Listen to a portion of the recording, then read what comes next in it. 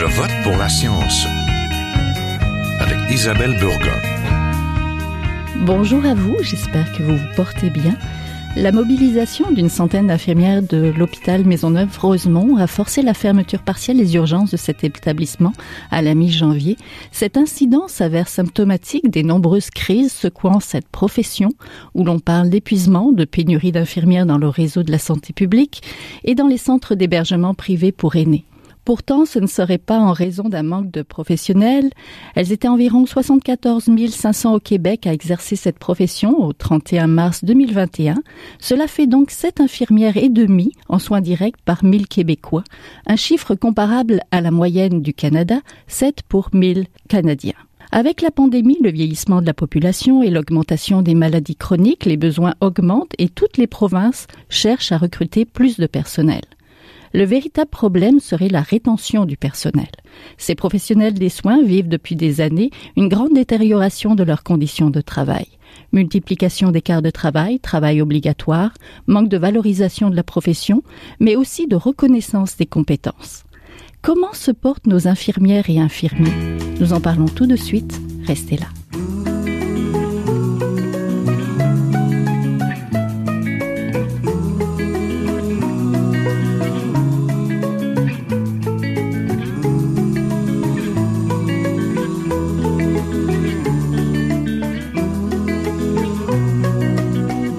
Je vote pour la science. Nous vous parlons aujourd'hui de ceux qui prennent soin de nous. Vous l'aurez compris, je veux parler des infirmiers et des infirmières du Québec, des professionnels de la santé qu'il nous faut écouter pour mieux comprendre ce qui se produit actuellement au sein de cette profession où les crises semblent se succéder. Et cela alors que la crise sanitaire se poursuit depuis 3 ans maintenant. Pour en parler, je suis avec Luc Mathieu, le président de l'Ordre des infirmiers et des infirmières du Québec. Bonjour, Monsieur Mathieu. Bonjour. Et on est aussi en compagnie de Caroline Dufour, infirmière clinicienne et étudiante au doctorat à l'Université du Québec en Outaouais et membre du CA de l'Association québécoise des infirmières et infirmiers. Bonjour. Donc, plus que des bras, c'est le message de la récente campagne de communication de l'Ordre des infirmières et des infirmiers du Québec. Ces professionnels de la santé méritent de meilleures conditions de travail, de salaire, plus de valorisation aussi, une reconnaissance de leurs compétences. À l'heure où l'on parle de pénurie, de travail obligatoire et de conditions de travail dégradées, à quoi se butent les infirmières? Peut-être Madame Dufour pour commencer. C'est sûr que les conditions de travail en ce moment sont assez déshumanisantes pour les infirmières, dans le sens où il y a le temps supplémentaire obligatoire qui est présent en ce moment un peu partout dans le réseau, fait qui force les infirmières à travailler de longues heures. Je pense qu'au niveau de la reconnaissance de leurs compétences comme infirmières, donc ce qu'on peut faire, je crois que c'est pas fait. D'où aussi la campagne de l'Ordre des infirmières et infirmiers du Québec qui vient essayer de remettre les pendules à l'heure, comme quoi les infirmières, c'est pas juste des bras, c'est pas juste des personnes qui portent des médicaments. C'est aussi, en fait, une infirmière, ça fait beaucoup plus que ça. Ça procède à l'évaluation, ça peut faire 17 actes réservés de façon autonome, soigner des gens sans nécessairement avoir besoin d'un médecin. Il y a beaucoup de choses qu'on peut faire, qu'on peut recommander de l'enseignement. Puis en ce moment, au Québec, moi, ce que je constate, c'est qu'on n'est pas capable de pratiquer la profession d'infirmière à sa pleine capacité. Puis ça, c'est un enjeu majeur présentement de la profession infirmière. Et Monsieur Mathieu, plus que des bras, expliquez-nous. Oui, c'est parce que cette idée-là nous est venue parce que pendant la pandémie, que si vous avez suivi là, l'évolution de la pandémie, on entendait plusieurs personnes, dont des gens, des politiciens, des gens du ministère de la Santé, disaient qu'on a besoin de bras. Oui. Et puis on entendait ça souvent. Et puis à un moment donné, j'avais dit au ministre Dubé, il n'y a pas eu quelle conversation pendant la pandémie avec lui, de dire oui, les bras, mais les têtes aussi qui vont avec. Parce que être infirmière ou infirmier aujourd'hui, c'est pas vrai que c'est juste de revêtir un uniforme avec une formation minimale, si je peux dire ça comme ça, puis qu'après ça, toute l'expertise, les compétences qu'on attend, ça vient avec, je vais dire ça comme ça, là, l'expression de justice, avec l'imposition des mains. Mm-hmm. Alors, c'est pas vrai. Ça vient d'abord avec une solide formation qui est nécessaire, parce que les infirmières sauvent des vies là, dans les soins qu'elles donnent, peu importe le milieu dans lequel elles œuvrent. Alors, c'est pour ça qu'on a fait cette campagne-là qui est en cours, là, qui va s'achever bientôt, dans quelques jours. Et c'est pour faire ça. Parce que la population en général, quand on fait des sondages auprès de la population, les infirmières ont toujours bonne cote. Oui. Mais quand on questionne un peu plus loin, mais qu'est-ce que vous appréciez chez les infirmières? Ben, souvent, les mots qui viennent, ben, c'est des gens qui ont la vocation, ce sont des gens qui ont fait preuve de compassion, de bienveillance. Et puis ça, c'est un peu notre passé religieux qui nous suit comme profession. Oui, et puis, bien sûr qu'on souhaite que nos membres fassent preuve de ces qualités-là. Mais d'abord, parce que moi, quand je vais être cynique un peu, je dis, quand c'est ça, là, c'est les qualités qu'on recherche sur un bon bénévole. Mais un bénévole, un infirmier, ça n'a jamais été ça. C'est des gens, là, aujourd'hui, de plus en plus, avec ce que le réseau de la santé s'attend des infirmières, ben, ça prend des gens bien formés. Puis comme faire écho un peu ce que Mme Dufour a mentionné, mais ça prend des conditions de travail puis des conditions d'exercice qui leur permettent d'agir dans ce sens-là. Oui, tout à fait. On parle beaucoup en ce moment de pénurie d'infirmières et d'infirmiers, mais est-elle réelle, Mme Dufour? Est-ce qu'on manque? J'aime dire qu'en ce moment, c'est plus une pénurie des conditions de travail des infirmières, parce que si on regarde au niveau de l'inscription du tableau de l'Ordre des infirmières du Québec, entre autres, je pense qu'il n'y a jamais eu autant d'infirmières. Je trouve qu'on est pas loin de 80 000 infirmières inscrites cette année, mais on n'est pas 80 000 infirmières à pratiquer nécessairement dans le réseau. Beaucoup sont partis, beaucoup sont dans les agences privées. J'ai des amis, si je prends par exemple, je connais des infirmières qui ont appliqué carrément dans d'autres milieux de travail, qu'on a perdu beaucoup d'infirmières dans les derniers temps, mais c'est les conditions de travail qui se sont dégradées. Puis, à un moment donné, ben, une infirmière ne peut pas continuer d'exercer dans ces conditions-là. Puis, je pense aussi, puis c'est ce que je vois aussi, que on peut se permettre en ce moment aussi d'essayer de choisir où on veut travailler pour notamment pouvoir pratiquer dans notre plan de champ de compétences. Fait qu'il y a aussi beaucoup de mouvements dans le réseau présentement, mais il y a beaucoup de départements qui ferment. Donc, on est là, mais les conditions ne permettent pas aux infirmières de travailler, donc elles s'en vont.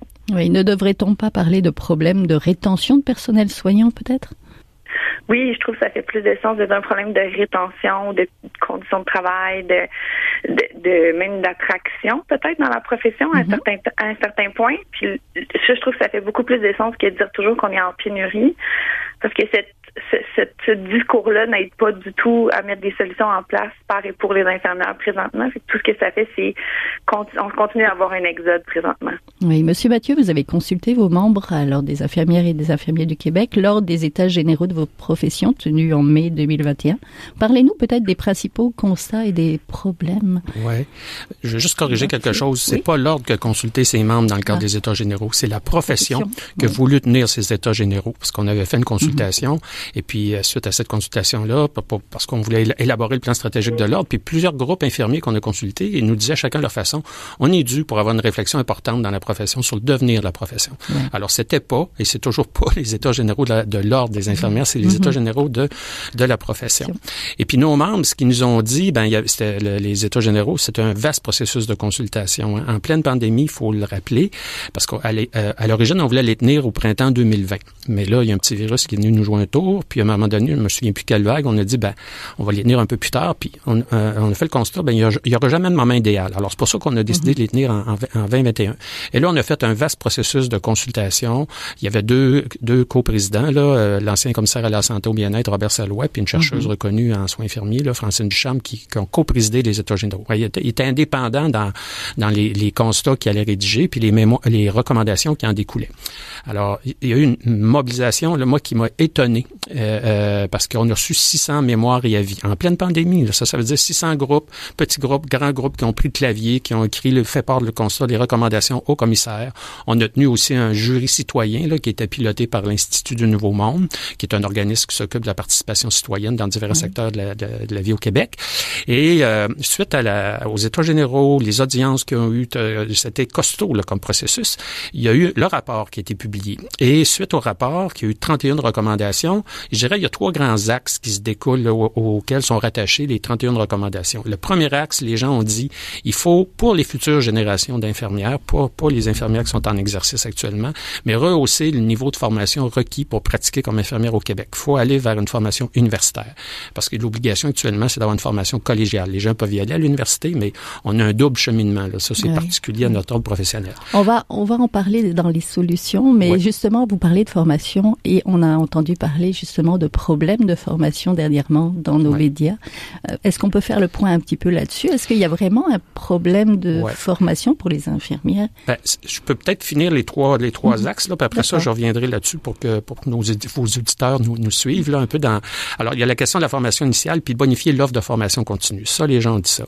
L'autre volet, c'est l'organisation du travail. Il faut revoir l'organisation du travail en soins infirmiers. Madame Dufour l'a mentionné tantôt, on permet pas aux infirmières de pleinement exercer ce qui est prévu dans les lois puis les règlements. Puis parfois, on le sait, là, il y a nos membres qui font des activités que d'autres intervenants dans l'équipe soignante pourraient faire. Alors que les activités qui caractérisent les infirmières, elles ne font pas ou peu. Alors ça, d'optimiser l'organisation. Et le troisième point, très important, les trois volets, là, c'est important, mais le troisième point, c'est d'avoir du soutien clinique pour les jeunes qui rentrent là, dans le milieu de travail, mais aussi les plus anciennes, parce que de plus en plus, les cas sont complexes dans le domaine de santé. Puis c'est un peu comme un omnipraticien là, qui voit un patient qui arrive au bout des fois de ses capacités, fait appel à un collègue là, spécialiste. Alors, il y a ce qu'on appelle des infirmières cliniciennes spécialisées dans notre réseau. On a seulement une spécialisée actuellement au Québec, c'est en prévention et contrôle des infections, puis que ça a été très utile depuis le mois de mars 2020. Et là, les gens, lors des états généraux, ont dit on a besoin de plus de spécialités. Alors, c'est à l'intérieur de vitement dit, là, c'est ça qui ressort. Et moi, ce que je dis au ministre Dubé, là, vous avez là des recommandations il y a un large consensus dans la communauté infirmière. Votre plan santé que vous voulez mettre de l'avant, nous, on a un plan santé infirmier. C'est un peu un sous-ensemble de son plan santé. Si vous voulez que ça réussisse, votre affaire, là, mettez ça de l'avant, puis la communauté infirmière va vous suivre. Oui, on va en parler justement. On est aujourd'hui là pour ça. Donc, justement, peut-on parler de la pandémie qui est venue aggraver cette pression sur les infirmières? Peut-être Madame Dufour? Oui, j'ai travaillé durant la pandémie aussi, puis je l'ai vécu. En fait, ce qui s'est passé, la pandémie, en fait, si on prend, il y a certains impératifs qui sont arrivés aussi, je veux dire, d'un point de vue politique, au moment de la pandémie, il y a eu des arrêtés ministériels qui ont été mis en place. Les infirmières qui répondent normalement présentes dans des cas d'urgence extrême, mais là, se sont fait forcer à travailler temps plein, se sont fait déplacer sur tous les corps de travail, sur tous les départements, nonobstant leur spécialité. D'où ce qui revient un peu à l'infirmière, c'est pas qu'il y a des bras, on se spécialise dans certains domaines. Puis là, les infirmières se sont fait promener un peu partout dans le réseau sans considération à leurs compétences. Puis ça, à la longue aussi, c'est venu, ça devient un irritant. Ça devient difficile de maintenir d'aimer sa profession, puis de maintenir la passion quand on se fait prendre puis on se fait mettre un peu partout pour aller boucher des trous où est-ce qu'il y a des feux. Il y a des gens qui ont quitté aussi avec la pandémie. Moi, j'ai quitté avec la pandémie, entre autres, à cause de ça, à cause de l'arrêté ministériel, à cause qu'on me forçait à travailler temps plein puis que je faisais autre chose à ce moment-là, en même temps. Fait qu'on est venu comme restreindre un peu les infirmières, puis on est venu comme les attacher au réseau puis les forcer à travailler plus. Puis de les déplacer d'un département à l'autre. Il y a des gens qui n'ont pas travaillé dans un hôpital, ça fait 20 ans, puis on les prend de santé communautaire, ils font de la vaccination, ils font de la clinique de santé sexuelle, puis on lui dit tu vas aller à l'urgence pendant tant de mois. À un moment donné, la personne lui vient un stress énorme parce que ça fait des années que tu n'as pas donné des soins de cette façon-là. Ça aussi, il faut se mettre dans la tête que chaque infirmière, dans ce qu'elle fait, elle est spécialisée. On devient un spécialiste de ce qu'on fait. Moi, demain, je peux pas aller travailler en chirurgie. Je n'ai aucune idée de ce que je m'en vais faire. Il y a ces choses-là qui ont été faites aux infirmières. Il y a ces obligations-là qui ont été mises sur elles. Un peu comme si c'était juste des bras puis qu'on pouvait les promener qu'une infirmière, c'est une infirmière qui est une infirmière, mais non, en fait, c'est pas du tout ça. À la longue, ça a effrité le réseau, c'est certain. Oui. Est-ce qu'il n'y a pas aussi un problème de ressources allouées justement aux soins de première ligne? Les CLSC qui peuvent pas peut-être accueillir assez de malades et tout ça se répercute finalement à l'urgence? C'est sûr que tous les soins de première ligne en ce moment sont un peu amputés. Puis je veux dire, au fil des années, on a vu des coupures au niveau, par exemple, des infirmières en santé scolaire. On les a coupées. Fait que maintenant, elles s'occupent de vaccination en plus de certaines écoles. Fait que donner les ressources, par exemple, dans une école pour la santé sexuelle pour les jeunes, ça devient compliqué parce que cette infirmière-là s'occupe aussi de faire de la vaccination. En CLSC, on a coupé, on n'a pas jamais vraiment utilisé, si on regarde avec les réformes, les CLSC à leur plein potentiel. Fait qu'on n'a pas laissé non plus les infirmières s'installer dans le réseau pour donner les soins qu'elles pourraient donner. On commence, je pense, à le voir un peu plus avec les infirmières praticiennes qu'on commence à déployer. Ça fait des années, là, en Ontario, ça existe déjà. La première ligne est un peu plus solide. Puis au niveau des hôpitaux, si on regarde en soins plus tertiaires puis tout ça, les étages ont fermé, les infirmières sont parties. Fait toute cette pression-là, tu sais, je pense qu'on peut le voir un peu comme un éboulement. Tout s'est effrité, puis à un moment donné, tout est tombé, puis là, on arrive que les urgences sont plus capables de tenir, puis c'est de pire en pire, puis on le dit à chaque fois, mais il y a comme un problème qui est externe aux urgences. Il faut mettre en place des choses à l'extérieur pour qu'on voit des améliorations dans le réseau. Oui, Monsieur Mathieu, je vous vois hocher la tête. Est-ce que vous êtes d'accord avec l'image que c'est un petit peu comme un éboulement ce qu'on vit là? Oui, je choisis le mot qui me venait, c'est très systémique, hein, tout ce qu'on fait. Quand on enlève des ressources à un endroit, ça va avoir des impacts à l'autre. Et puis, depuis une année, en première ligne, justement, dans les modèles qui ont amélioré là, l'accès à la première ligne, puis Mme Dufour y a fait référence un petit peu, c'est la contribution des infirmières cliniciennes, d'une part, c'est-à-dire celles qui ont un baccalauréat, parce qu'ils voient tout ce qui est soins dans la communauté, soins première ligne, dans leur formation, et les infirmières praticiennes spécialisées. Je discutais récemment là avec mon collègue du Collège des médecins du Québec, Dr Maurice Gaudreau. Puis tu sais, les gens ils disent maintenant c'est plus nécessaire d'avoir, on n'a pas besoin nécessairement d'un médecin de famille. Ce que ça prend, c'est une équipe de famille. Et puis comme on le voit là dans des modèles qui ont augmenté l'accessibilité à la première ligne au cours de la dernière année, ça met beaucoup à contribution, c'est ça, des infirmières, cliniciennes, IPS, puis d'autres membres de l'équipe de soins. Mais l'infirmière clinicienne au début peut recevoir la personne, dire bon ben selon l'évaluation qu'elle fait de son état de santé, ben elle peut dire ben moi je peux prendre soin de cette personne-là jusqu'à certains points ou totalement. Sinon, on la référer soit une collègue IPS, un médecin, une pharmacien, un travailleur social. Les infirmières là, ils sont équipés pour faire ça. Alors si on les met à contribution pour la première ligne, ça va favoriser ça.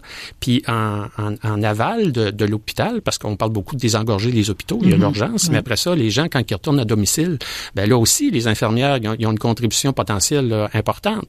Je rencontrais la ministre déléguée aux aînés, là, Mme Bélanger, Sonia Bélanger, récemment.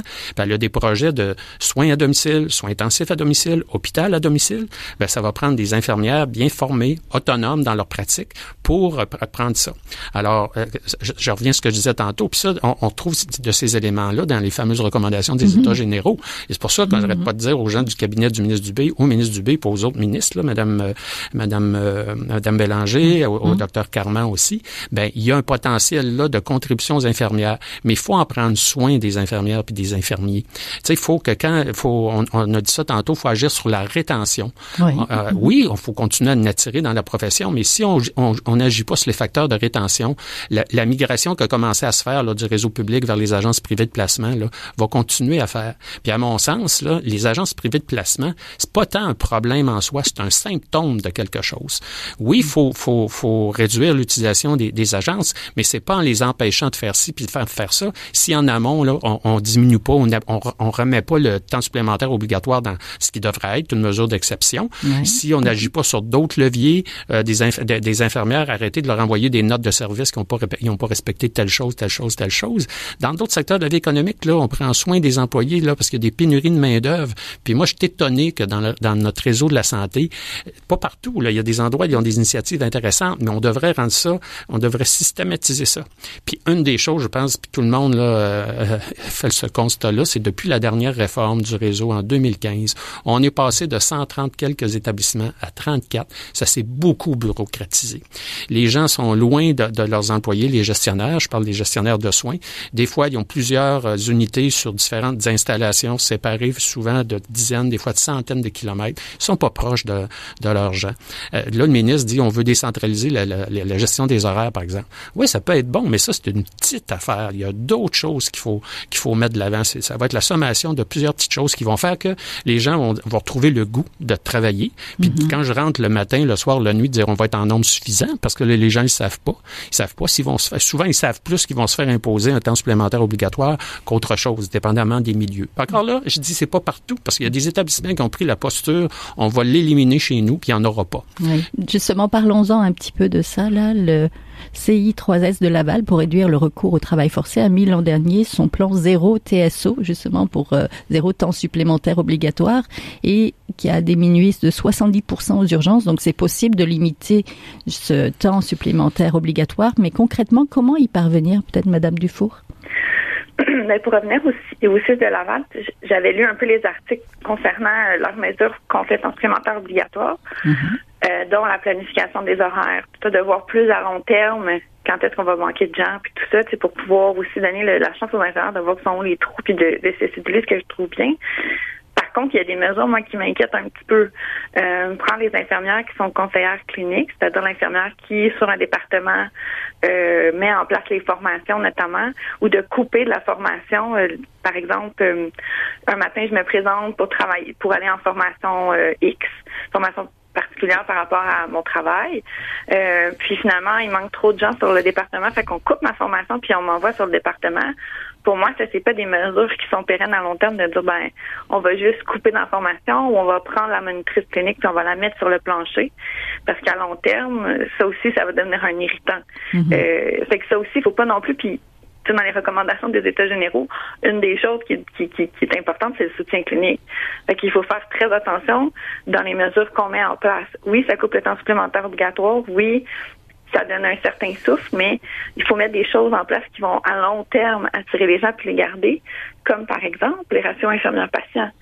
La recherche démontre que l'idéal, c'est d'avoir un certain nombre de patients. Par exemple, aux urgences, c'est une infirmière pour 4 patients en soins pas critique, pas en salle de réanimation, par exemple, ça serait du 1 pour 1 ou du 1 pour 2, dépendamment de la lourdeur des soins et de la complexité.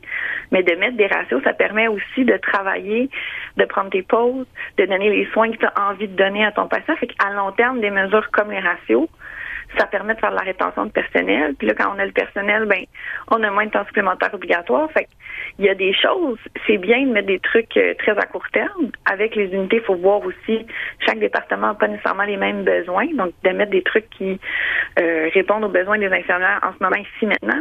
Mais de penser au long terme aussi. Qu'est-ce que je peux faire en long terme pour que mon département soit attrayant, pour que mon urgence soit attrayante? Mettre des ratios infirmières-patients, mettre plus de formation. Il y a beaucoup, mettre des programmes de mentorat. Moi, je pense à, je suis chargée de cours aussi. Je vois des étudiantes beaucoup qui me disent, je me fais prendre puis je me fais mettre dans un département ou dans une section de l'urgence. J'ai pas été orientée, j'ai pas de soutien, je me sens laissée à moi-même. Il y a des choses à mettre en place pour que ces infirmières-là, si on prend celle de la relève, restent dans la profession parce qu'il s'est prouvé qu'il y en a une bonne partie qui vont quitter dans le premier 5 ans. Il faut les retenir, ces gens-là, si à long terme, on veut leur régler la pénurie. Si on fait rien présentement, on n'arrive à rien à long terme. Je veux dire, on est souvent dans des mesures ici maintenant très, très sporadiques. Mais les problèmes reviennent continuellement parce qu'il n'y a rien qui est fait à long terme. Oui, justement, on va parler de solutions, c'est le temps. Donc, est-ce que les infirmières sont suffisamment impliquées dans les processus de décision et gouvernementales aussi? Monsieur Mathieu, il y a eu une alliance pour l'avenir des soins infirmiers au Québec qui regroupe maintenant 25 associations et regroupements connus. Ça, c'est le fruit, justement, de vos états généraux de la profession. Oui, ça découle de ça, de la création de ce regroupement-là, parce que les gens, comme je vous disais avant l'entrevue, souhaitaient que les recommandations des états généraux ne demeurent pas lettres mortes. Alors, c'est pour ça que depuis février de l'année dernière, ça fait une année, ce regroupement s'est constitué. Il y avait une dizaine, 10-12 groupes. Là, on est rendu 25, comme vous le mentionnez. Alors, c'est pour faire en sorte que, à différents niveaux, là, les gens de l'Alliance, puis l'Ordre est un membre comme les autres au sein de l'Alliance, puissent faire les représentations pour que les différentes recommandations soient mises de l'avant. Alors, il y a de la représentation politique qui se fait dans les milieux cliniques, auprès des PDG, des DSI, auprès de la députation québécoise. Il y a différentes actions que l'Alliance met de l'avant selon l'avancement des recommandations qui sont issues des États généraux et de ce qui se passe aussi dans l'actualité, parce que depuis les États généraux, il s'est passé pas mal de choses dans le réseau de la santé. Oui, et du côté des solutions, pour terminer, qu'est-ce qui serait le plus urgent selon vous? Parce qu'on entend beaucoup parler de formation, de problèmes de formation, de temps supplémentaire. Ça, c'est les infirmières qui viennent de dire qu'elles en ont marre, qu'elles en veulent plus de ce temps supplémentaire obligatoire. Mais vous, le plus urgent, là, en ce moment, c'est quoi? Il faut agir simultanément sur les 3 volets que je vous ai dit. Il n'y a pas juste une chose, parce que si on agit juste, par exemple, sur la formation initiale, si on touche pas à l'organisation des soins, si on ne permet pas aux gens d'exercer ce qu'ils apprennent, de l'expertise, et puis si on met pas le soutien clinique, ça marchera pas. C'est pour ça que faut vraiment avoir un plan là où on attaque ça de façon simultanée. Sur la question de la formation initiale, l'Ordre puis les gens de l'Alliance sont d'accord avec ça. C'est que actuellement là, pour devenir infirmier au Québec, ce qui est requis, là, d'abord, c'est une formation technique au niveau du collège, dans les collèges. J'ai 46 collèges comme ça, puis ils font un très bon travail. Ça, je veux le mentionner, puisque des fois, on me met des mots dans la bouche disant que, à l'ordre, on dénigre la formation collégiale. C'est pas vrai. Il y a des gens qui ont cette perception-là, puis là, des fois, on essaie de défaire ça. L'enjeu avec la formation collégiale, c'est qu'il y a des domaines de connaissances qui sont pas vus dans le programme collégial, mais qui sont attendus, puis les compétences qui en découlent, qui sont attendues dans le réseau de la santé. Ce que je veux dire par là, tout ce qui est soins critiques, là, urgence, soins intensifs, par exemple, soins intensifs psychiatriques, c'est pas vu dans le programme collégial. Les soins dans la communauté, soins première ligne, c'est pas vu. Soins à domicile, non plus. La collaboration interprofessionnelle et certaines autres choses. Alors ça, c'est un constat. Oui, qu'est-ce que ça prend alors pour... Parce que ça prend, depuis le début des années 2000, il y a le cursus de formation qu'on appelle DEC-BAC. Parce que l'autre façon de devenir infirmière, c'est de faire un DEC 2 ans pré-universitaire puis 3 ans à l'université. Mais pour celles qui ont un DEC puis qui veulent poursuivre au baccalauréat, il y a le bac du DEC-BAC. Au lieu d'être un bac de 3 ans, c'est un bac de 2 ans. Et puis actuellement, il y a près de 60% des diplômés des cégeps qui ont terminé, puis qui ont terminé le cégep, puis qui poursuivent à l'université. Mais nous, ce qu'on dit, et la communauté infirmière, là, les principaux leaders de la profession, on dit pour le futur, c'est pas pour les infirmières en exercice, là, pour nos collègues du futur, ça va prendre une formation universitaire pour favoriser l'accès. Là. Quand je vous parlais tantôt, faire une évaluation de l'état de santé, puis tout ça, il faut que tu aies le bon jugement clinique, puis tout ça. Au cégep, on commence à construire ça. Mais c'est comme une maison qui est inachevée, si je peux prendre ça. C'est très bien, je le dis, les cégeps, là, ça fait partie de la solution. Dans le mémoire que l'Ordre a déposé à l'Office des professions, là, parce que c'est comme ça qu'il faut faire pour éventuellement qu'il y ait un changement réglementaire qui soit fait, les cégeps, là, ils font partie de la solution. Le DEC-BAC, là, les deux cheminements, on dit sont bons. Cheminement universitaire 3 ans, puis cheminement du DEC-BAC 2 ans. Puis l'organisation du travail, il faut permettre aux infirmières d'exercer à la hauteur de leur expertise. Tantôt, Mme Dufour disait que des fois, là, les gens, on les traite comme s'ils étaient interchangeable. Peu importe ton domaine, on peut te déplacer. C'est plus vrai, ça. Ça fait longtemps que c'est plus vrai. Comme ça a été mentionné, les gens ont développé une expertise. Fait qu'il faut que ce soit les bonnes personnes qui donnent les bons soins aux bons patients. Puis l'autre, c'est le soutien clinique. Quand j'entre dans la profession, puis tout au long de ma carrière, puis qu'on me mette des plans on appelle ça des plans de développement professionnel continu, des plans de carrière. Si moi, j'ai envie de faire carrière en soins d'urgence, ben que dans mon établissement, qu'on me suive, qu'on me dit, ben si tu veux te spécialiser, on va, je sais pas, moi, te donner une bourse de notre fondation, on va te suivre, on va te permettre d'avoir de la formation continue en cours d'emploi, et pas faire comme Mme Dufour a dit, ben là, tu rentres ce matin, il manque de monde, ben laisse faire la formation. Si on fait ça, là, comme ça, là, qu'on traite les infirmières comme des bras, ben on réglera pas les problèmes. On va se rouler encore, on pourrait s'en reparler dans quelques années avec les mêmes constats. Oui, merci beaucoup. Ben, vous venez de l'entendre, il y a encore beaucoup de choses à faire et à remédier. Et puis, les infirmières ne sont pas juste des bras, comme la campagne de l'Ordre des infirmiers et infirmières du Québec, dont vous êtes le président, M. Luc Mathieu, le souligne bien. Et on est aussi en compagnie de Caroline Dufour, infirmière clinicienne et étudiante au doctorat à l'Université du Québec en Outaouais et membre du CA de l'Association québécoise des infirmières et infirmiers. Merci beaucoup à tous les deux. Ça fait plaisir. Merci. Voilà, c'est tout pour cette semaine. À la régie, Daniel Fortin. À la recherche cette semaine, Fanny Robarcher. À la réalisation et au micro, Isabelle Burguin. Je vote pour la science est une production de l'agence Science Presse avec Radio VM. Écoutez nos rediffusions et visitez la page de l'émission sur le site de l'agence Science Presse. Si vous l'avez aimée, n'hésitez pas à la partager. Passez tous une bonne semaine. Portez-vous bien. Jin Jiahua est un chercheur typique